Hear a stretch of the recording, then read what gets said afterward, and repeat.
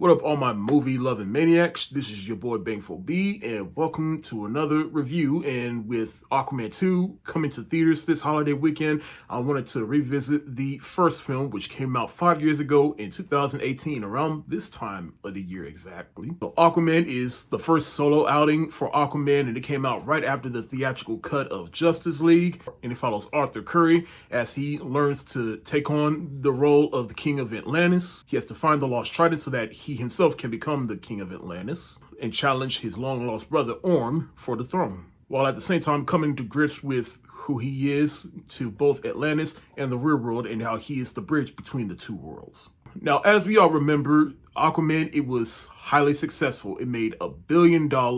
Jason Momoa, he plays the title character. Everybody and their mama and sister went out to go see this.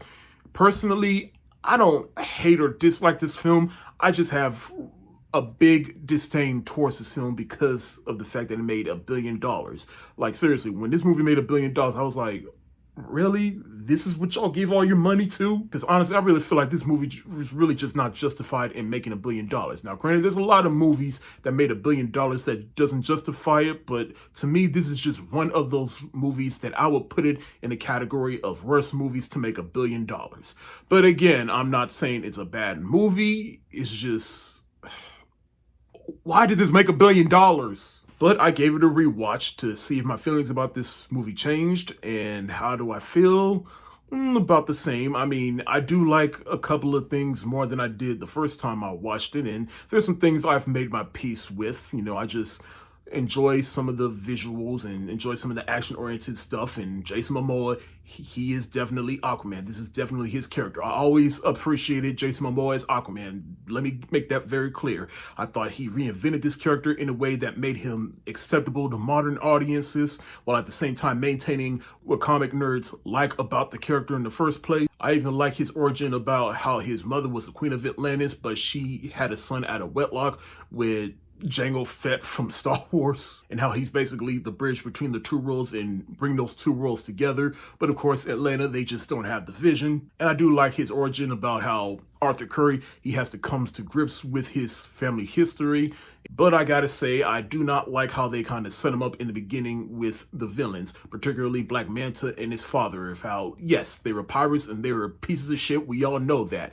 But Aquaman, he really did not have to leave his father to die, which set Black Manta off on a horrible path. Like, I just feel like, to me, that whole part, that just made Aquaman a little bit unlikable in my eyes. Now, granted, he would kind of redeem himself throughout the movie, but just not enough in a way that makes me look back on that scene like, this is your king, ladies.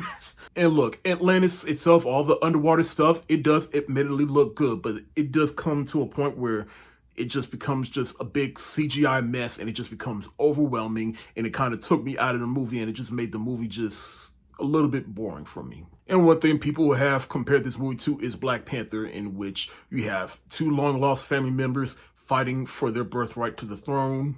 And really, that's really where the comparisons end, if you ask me. Now, Patrick Wilson plays Orm, who is the brother of Arthur Curry.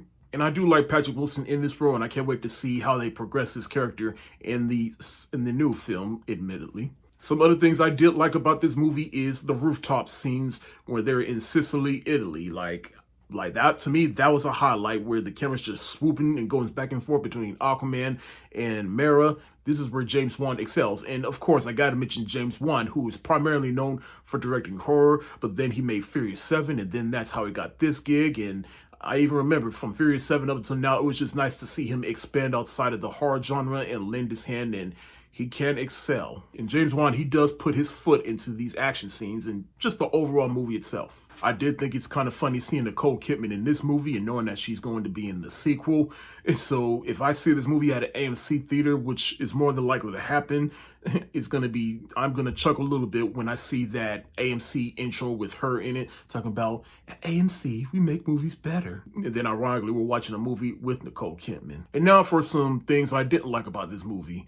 Like Black Manta, played by Yahya Abdul-Mateen II. Look, I like the character, but I did not like his performance in the movie. I felt like he was overcooking it at times. He was a little bit underdeveloped. Now, granted, they might do more with him in the sequel, But as for this movie here, he just didn't do it for me. Thank God I saw him in other movies after this movie where he was much, much, much better in, if I must say. And of course, I gotta briefly address the elephant in the room, which is Amber Heard, or Amber Turd as most people are calling her right now. Or as I like to call her, that bitch Amber Heard. And yes, ladies, I know I shouldn't call her that.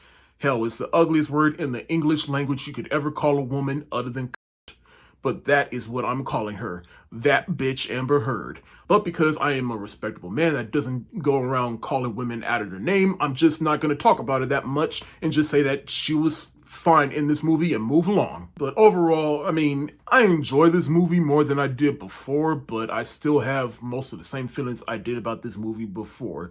This movie just felt real basic as hell to me. The CGI just got overwhelming to me, especially during the climax of the movie. To me, this movie just really didn't do anything new outside of all the underwater stuff, which is admittedly good.